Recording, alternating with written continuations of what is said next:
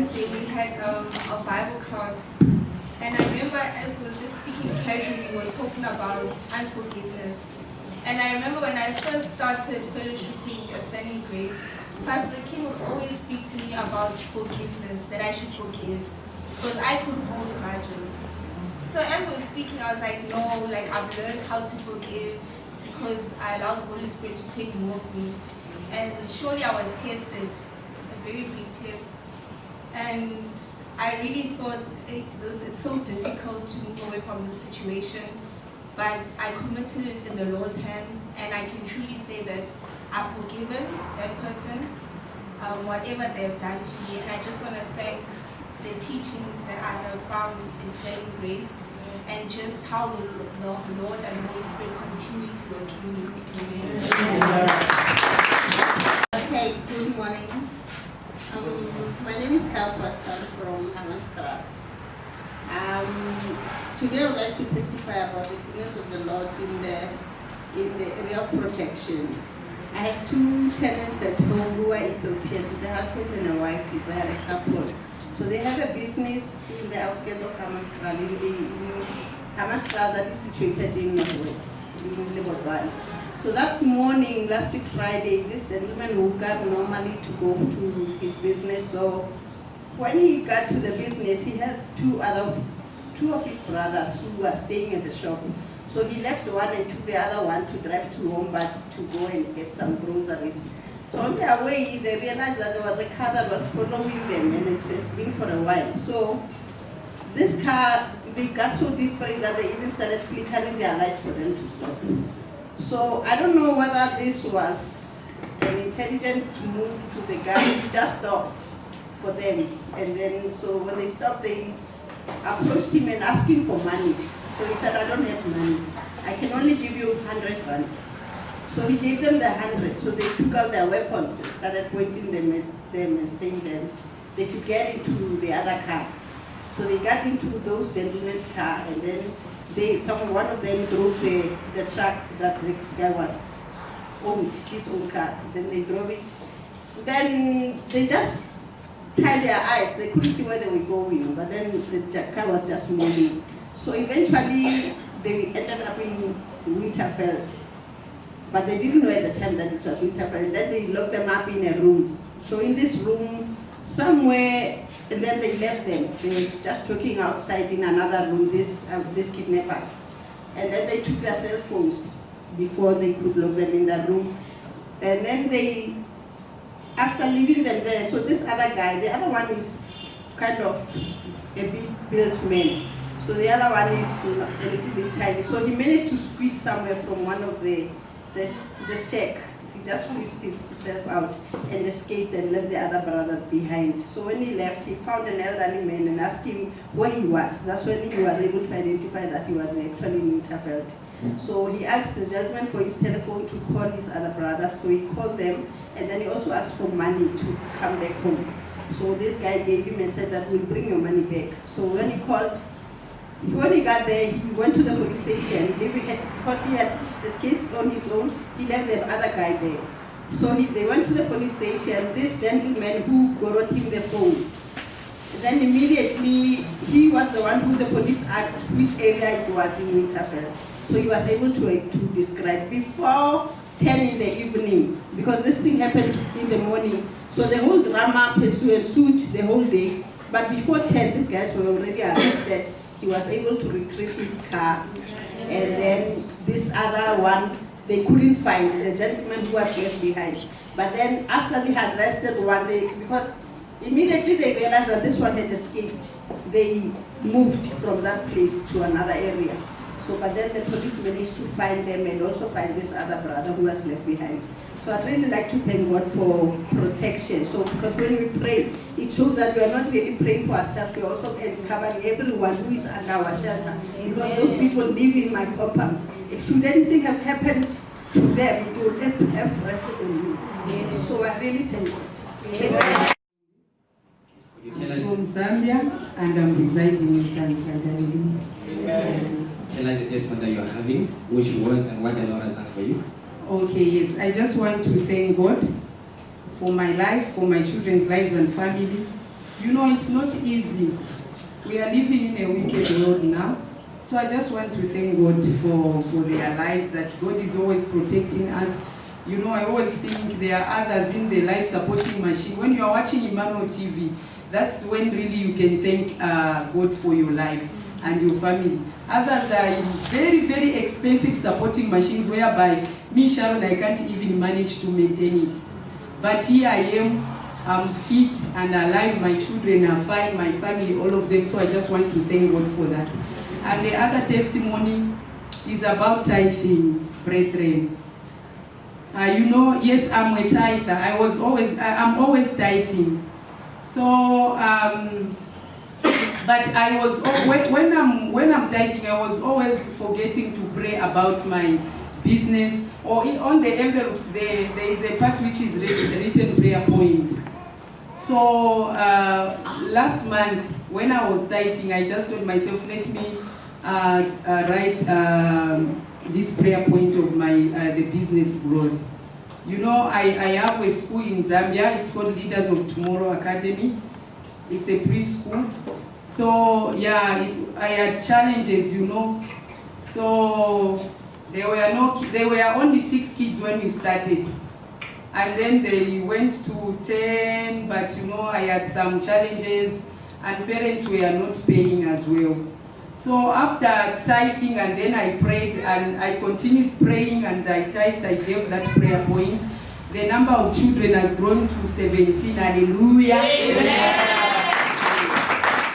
So there are 17 kids in the school, and others already applied that they are still coming, and I'm praying that they will come and the school will be full. Because I was always telling my niece who is in charge, who is running the school there, that every time parents pay the fees, she must, there is a church there, my home, where she will usually go. So I asked her, I directed her that she must take 10% of it and take it to the church as tithe, because I believe in tithing. So every time she was always saying, I'm busy, I was caught up in this and that. So I just thought myself, as I'm tithing, I'll always pray to God, because God, you know, is a God who answers prayers. He said in his word that, try me and see if I shall not open the gates of heaven. So I tried him in my business, and it has worked. Hallelujah. The kids are coming, and people are still coming to get the forms to register for this year. And you know, we are already in the end, and it's not easy to get kids now. So they are still coming to register. I just want to thank God for that. Amen. Amen. Praise the Lord. Clap your hand for Jesus. Tell us your name and where you're coming from. My name is Justine Tumbala, and I'm living in Sunnyside. Tell us what was the issue and what the Lord has done for you. No, there's no issue. I just want to thank God for everything that He's done in my life. And since I came to here to check Standing Grace, the man of God has spoken many prophecies about me. So I just want to read in Habakkuk chapter 2, verse 2 is saying, for the vision is yet for an appointed time, but by the end it will speak, and it will not lie. Though it will tarry, wait for it, because it will surely come. It will not tarry.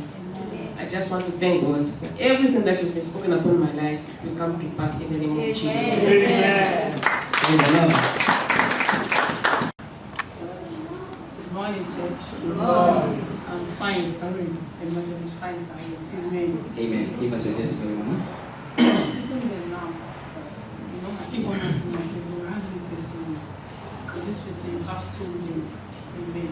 You know, when I started to Standing Grace, I used to go to the mountain. I don't feel there. So there was a day pastor was praying, and I told me that he saw me having a shop, opening a shop, and I traveled. I say, yes, pastor. I'm planning. So do you know the planning for last year? The planning takes January, February, March, April, May, June, July, August. Before I now managed, I traveled and I got some few things and I opened a shop. You know the devil will want to tempt you. He will be asking you so many questions. I pray God should give us the grace to be able to hold firm to Him. You know. So I opened a shop. I was there. August, September, October, November, December, January, February, March, April, my shop was open and they packed so many things from the shop. You know, my heart was so painful. So I now told myself that I'm not paying my tithe regularly because at times some problems will come, you fail to pay this month, you don't pay this other month. So I now said I was very vigilant and struggling to pay my tithe. So I don't even think of the profit now. Any amount I sold, I take the 10%. I was doing that. That was the first, they went there the first time. The second one again, before they went for the second one, I had a dream. In the dream, there's a lady that was working with me. She came to me. She said, Auntie, can you forgive me? I said, for what? She said, I'm the one that came to steal from your shop. Inside the dream, I told her, I said, I'm forgiving you. I opened my eyes. And I'm this sort of person that is very hot. When they say hot, I'm not scared. So long as you say you're a human being. I wanted to go and ask her. The Holy Spirit said, don't. I said, okay, why did you reveal it to me? He said, I just want you to know. So I tried. On like, fine will not. But the Holy Spirit said, don't. Amen. So I did not ask her. The second time again, they went there again, they packed again. I had another dream again. That same girl, the sister, the younger sister. So she came again. I went to the shop. Then I've already moved out from the shop.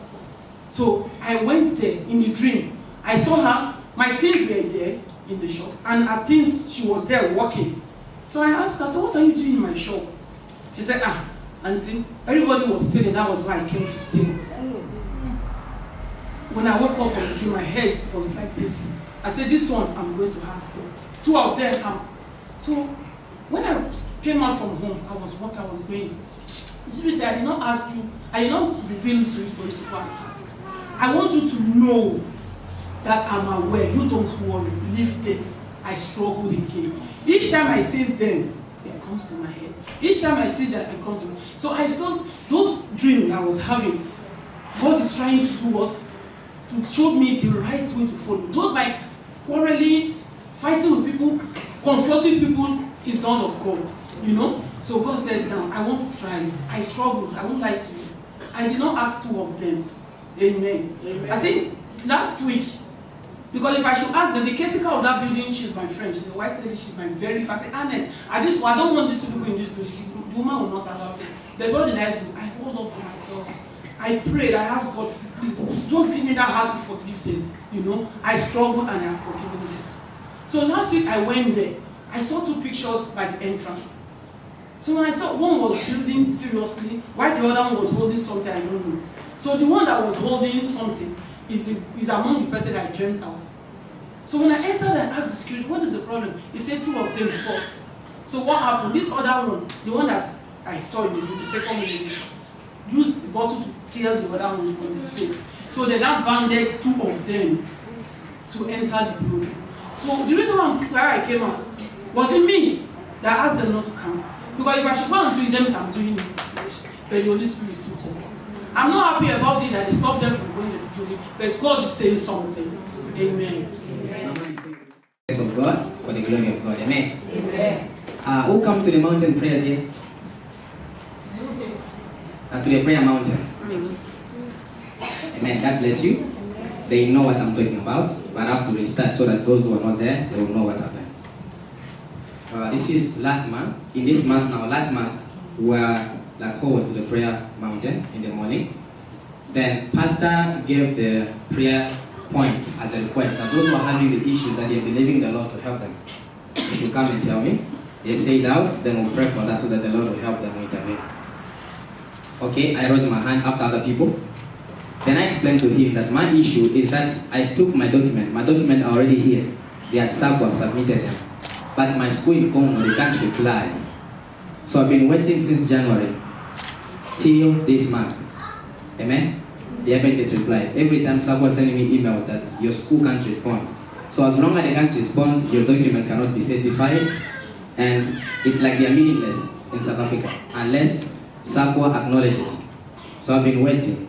Then that day, on Saturday, Pastor, after I explained to him, he told me that don't worry, they'll give to you those documents on 15th.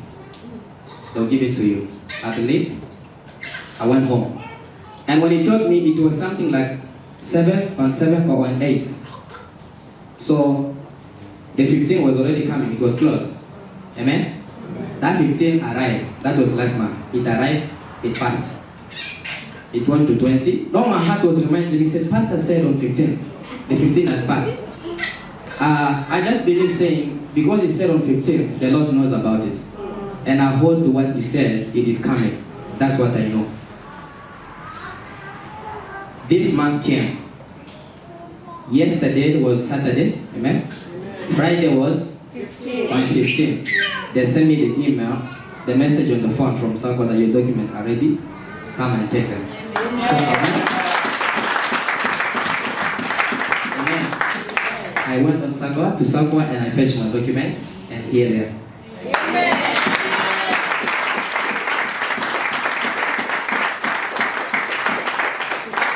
Praise the Lord. Amen. God is good. My word of encouragement to all those who are waiting for what the Lord has said is just believe. Amen. Amen. Amen. No matter what the Lord has told you, even if there are reasons for you to doubt, but let it for God. Because He said it, He shall surely make sure that it comes to pass because He is the one who said it to you. Amen. Amen. And I also want to remind you that when it comes to testify, don't ever tell people that it was your strength or it was because you were patient. No, it is because of the grace of God. Amen. And the mercy of the Lord. Amen. Amen. Praise the Lord.